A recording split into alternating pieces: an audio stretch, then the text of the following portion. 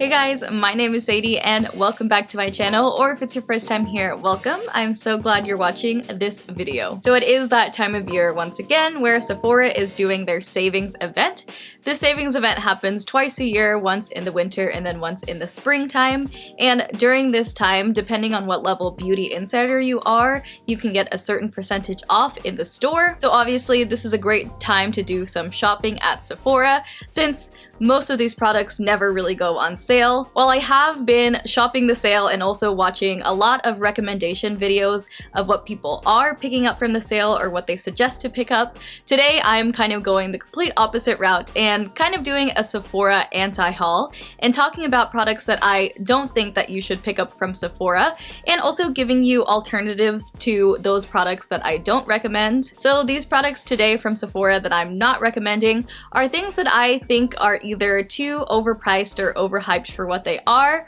or just something that you could find a better or cheaper alternative to. So without further ado, let's get into this Sephora anti-haul and talk about these products that I don't think you should pick up and products I do think you should pick up instead. First two products are by a brand that I absolutely love, but are products that I just didn't really love from the line. The first one is the Plum Plump Hyaluronic Cream. I was really excited when Glow Recipe first announced this moisturizer because I am a big fan of the other product from the Plum Plump line, which is their hyaluronic serum. That is probably one of Glow Recipe's most loved products, and I totally love that one too. It's probably my favorite hyaluronic acid serum that I own. So when this moisturizer was announced coming from the same line, I was super excited, but then already looking at the promotional pictures, I can tell that it wasn't really a rich cream, which is what I prefer for moisturizers as someone with dry skin, but it was more of a lightweight water cream. A water cream I think of like somewhere right in between a gel and a cream moisturizer. So because of that, I already had the hunch that I wouldn't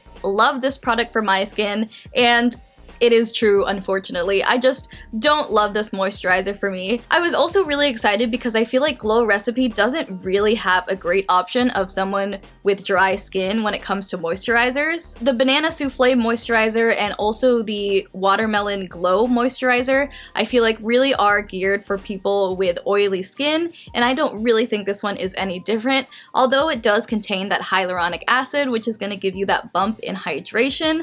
I still don't think the texture of this moisturizer is enough for me as someone with dry skin. Again, all of that is to say my perspective does come from someone with dry skin, so if you did have more oily skin, maybe this would be something that you love. If you are looking for a nice lightweight water cream that feels like when you're rubbing it in, it feels like water on your skin, like it feels nice and soothing and hydrating. But for me, I just prefer a much thicker cream, something that's going to be a little more occlusive even during the day, just because my skin has a tendency to just really drink products up. I really wanted to love this moisturizer, but I just didn't. And my recommendation I have instead of this product is right here, and this is the Rovectin Clean Lotus Water Cream. Similar to this one by Glow Recipe, it has that same kind of water cream texture that does feel slightly heavier than a gel, but is still gonna feel super lightweight and also have no trouble sinking into the skin. I will say that because of the packaging, it may not seem exactly identical as you're applying it. Obviously, because this one comes out of a jar and this one comes out of a tube, the texture will be slightly different as you're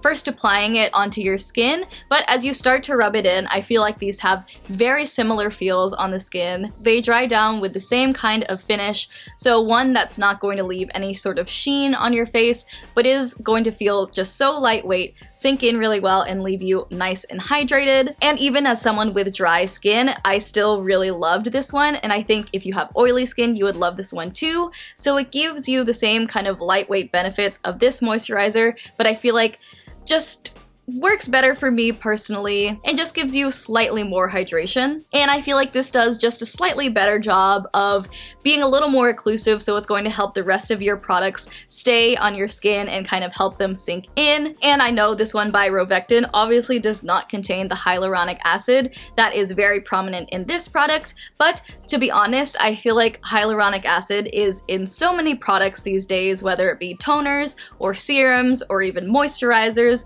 so I feel like it's not really an ingredient that you need to have in your moisturizer step because it's pretty likely that it exists somewhere else in your routine. The other Glow Recipe product that I was not so impressed with is their body lotion. So this is the Watermelon Glow Pink Dream Body Cream. When it comes to smells, I know everyone is totally different. Everyone has their own preference. Everything smells different to every person. A lot of people really like the scent of this lotion, but for me, I am really not a big fan of it. As the name suggests, this smells very watermelony and also has a very sweet smell, and to me it's too sickly sweet for my taste. Usually I like sweet smells, but this one was just too much for me, and it just didn't smell as fresh as I feel like some of their other Watermelon Glow products can smell within the same line. This is also a different kind of lotion since it does contain AHAs, so it's a soothing and moisturizing lotion that's going to do a slight bit of exfoliation while also moisturizing your skin. And I've mentioned before how I deal with KP, or that kind of rough and bumpy skin, especially on my upper arm. So I'm always particularly looking with how lotions are going to interact with that part of my body. And this just did not feel moisturizing whatsoever to my skin. It felt like it really sat on top of the skin and didn't sink in at all and give me any sort of moisturized feeling.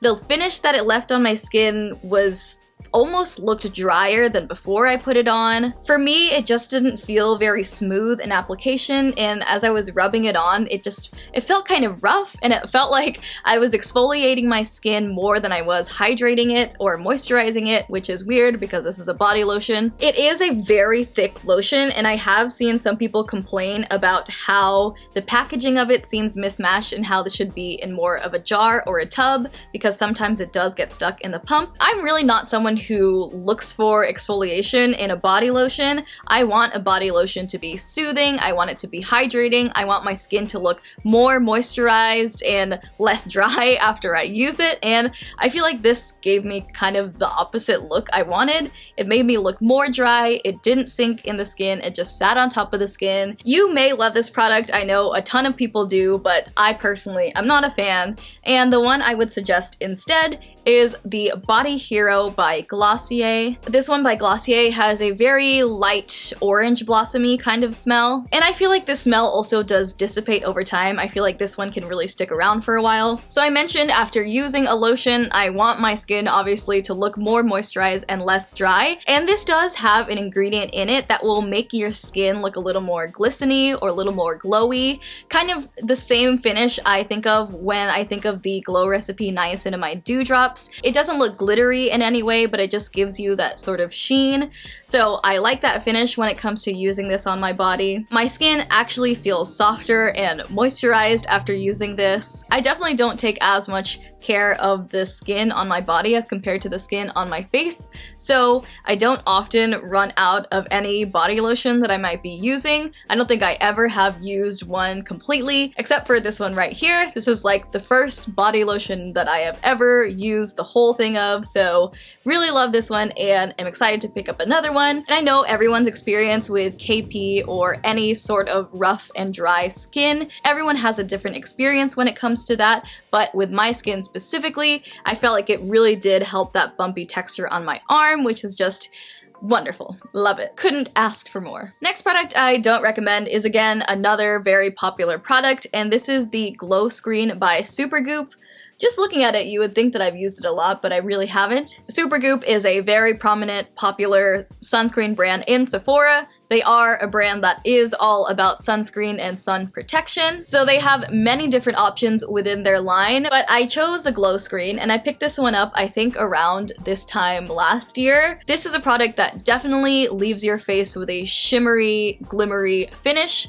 Not one that's necessarily like a glow from within finish, but like your face is literally glittering kind of finish. And I think that that finish is great for underneath makeup. One product I think similarly gives you that same finish is the Hollywood Flawless Filter by Charlotte Tilbury. So I don't think it's a bad finish, but for what this product is, I don't like it. Because it is a sunscreen, you really want to use a generous amount of it. I usually measure it by using 2 of my fingers. I put sunscreen down 2 of those fingers, and then that's how much I use on my entire face, and then I use a little more for my neck too. I can't imagine what my face would look like if I used that much of this product, which you really honestly need because this is your sunscreen. But with this one, the glow screen, it's just too much of a glow for me. If it is a day where I'm going to wear like a super matte foundation on top, maybe this would be great underneath, but I never wear a super matte or even full coverage foundation usually. Especially on a day if you are just going with this and no makeup on top, I think the finish would just be way too much. So a sunscreen that I feel like can give you that same kind of glowing look, but without being too much, is the Thank You Farmer Shimmer Sun Essence. This sunscreen can give you that same kind of glowy and almost shimmery finish on the skin, but without being too much. It still looks completely natural if you were to wear just that with no makeup on top. I really think that this one by Thank You Farmer is what the glow screen should be. Again, I know lots of people love the glow screen, and I think it's great in specific situations, but as your everyday sunscreen, I don't think it's worth the money. I don't think it's really great, and I think you should try this one by Thank You Farmer instead if you are looking for a sunscreen to give you that kind of shimmery look. Next product is a lip balm. I'm thinking about doing a video about ranking all of my lip balms or talking about all the lip balms from Sephora I've tried. As a person with very dry, often flaky lips, I am very particular when it comes to lip balm, and this one from Sephora that honestly I absolutely hated is by Milk, and this is the Kush lip balm. I actually have mine in the tinted shade. This one is called Bubble. I know they still sell this lip balm at Sephora, but I don't know if they sell this shade specifically. This is one of my least favorite, maybe the worst lip balm that I've ever tried before. It just felt absolutely so chalky and dry immediately as you're rubbing it onto your lips. The absolute worst feeling for me when it comes to a lip balm is one that is so dry that it just kind of drags across your lips. When I'm looking for a lip balm, I'm looking for something that's gonna be moisturizing, that's gonna give my lips some sort of slip, that's gonna bring them back to life. And even though this one is tinted, it's a little shimmery too, and I feel like the color would just cling to dry patches on my lips.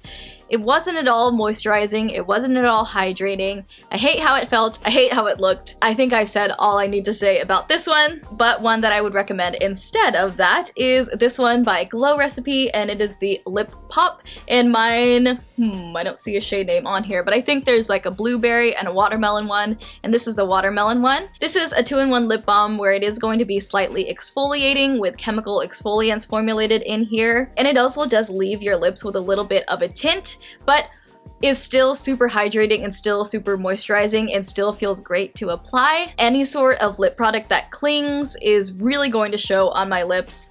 And especially with it being tinted, that runs more of the risk of looking super patchy on my lips too, but I really love this one. I will say this one is more pricey than the one by Milk, but I think does more for your lips. Like I said, exfoliates and also hydrates and gives you a little bit of color too. And this one, which is the same price as the Milk lip balm, is by Rare Beauty. This one is actually pretty new to me, and this is what I'm wearing on my lips now, and this is the Dewy lip balm in the color Support. And I am very impressed with this lip balm. I will say I was surprised by the amount of color. This one by Milk has a really light wash of color, and same with the Glow Recipe. The Glow Recipe is more of a tint. This one I feel like almost feels like a very lightweight lipstick, but still feels super hydrating and is super smooth to apply to dry lips. I wouldn't use this as just like my normal lip balm because it is so tinted, and usually when it comes to lip balms, I'm applying it often throughout the day and will eat or drink something afterwards, so something being this tinted is not one I'd always turn to,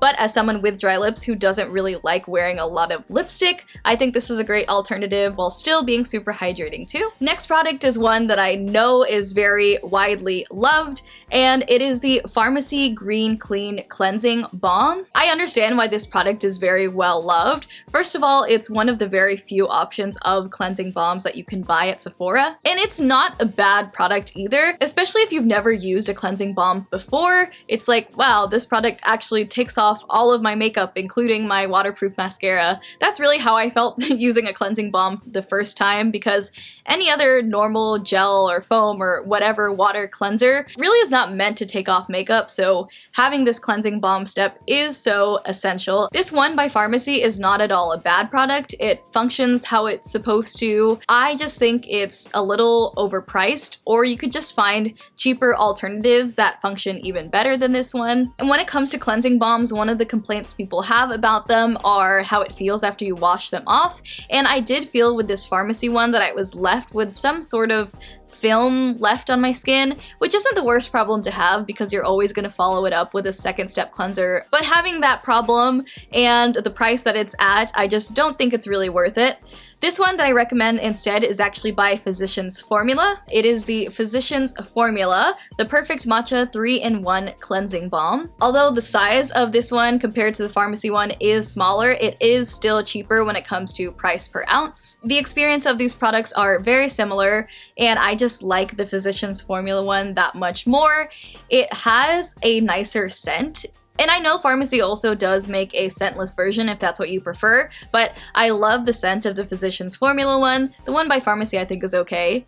And it also does wash off a little cleaner. I feel like it doesn't leave that oily film left on your skin afterwards. And another big complaint when it comes to cleansing balms is also leaving that cloudy look in your eyes, which I feel like I got less of with the Physicians Formula one as compared to the Farmacy. The Farmacy one isn't bad, it's well loved for a reason, but I think that there are cheaper and better options out there. And this last product I want to mention, I feel like is so popular. So many people love this skincare product, and it is by Paula's Choice, and this is the 2% BHA liquid exfoliant. Again, just because I don't love it doesn't mean it's not a great product. And really, when it comes to this product, my feelings around it are really just my personal preferences and how my skin is specifically. When it comes to exfoliating, my skin just tends to get along better with AHAs as opposed to BHAs. I know they are different types of exfoliants. BHAs focus more on breaking through that oil and going a little deeper in your pores. So really when it comes to acne care, BHAs I feel like are what more people prefer, but for me personally, I always feel like my skin is a little more sensitized and a little more red and almost a little irritated after using BHAs, and I don't usually experience that when it comes to AHAs. This is also pretty pricey for what it is, for being 2% of salicylic acid. One product that I would recommend instead that is a little cheaper, and I actually like the texture of this one better too, is by Naturium, and this is the BHA liquid exfoliant 2%. So we have the same amount of BHA percentage in both of these products. 2% I believe is the maximum strength you can get just being over the counter. While I don't love BHAs for myself personally, I still just did prefer the texture of this product more than the Paula's Choice one. It does feel a little more hydrating when it comes to that toner feeling.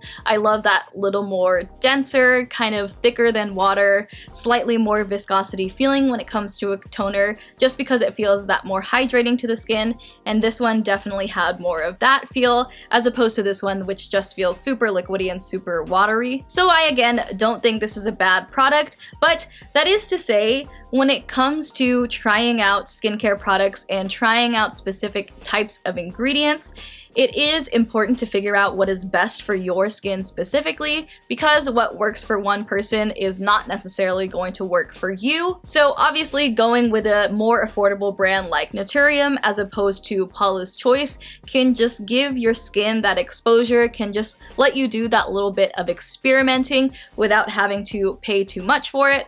Of course, there are always samples and smaller sizes you can buy too. And in addition to being cheaper, I just do prefer the texture of this product more. Alright, and that completes this video of products I don't think are worth picking up from Sephora. That being said, there are still a lot of favorites that I do suggest you pick up from Sephora, so you can check out some of my Sephora favorites videos, and I have shopped the Sephora sale as well, so if you're interested in seeing a video of the things that I have bought or a review of some of those those newer products, let me know in the comments down below. Thank you so much for watching this video. I hope you enjoyed it. Leave a like or a comment down below if you feel so inclined. Tell me what you are picking up or staying away from in this Sephora sale if you're shopping it. If you haven't already, hit subscribe to stick around. I would so appreciate if you did. And until the next video, I will see you all then. Bye!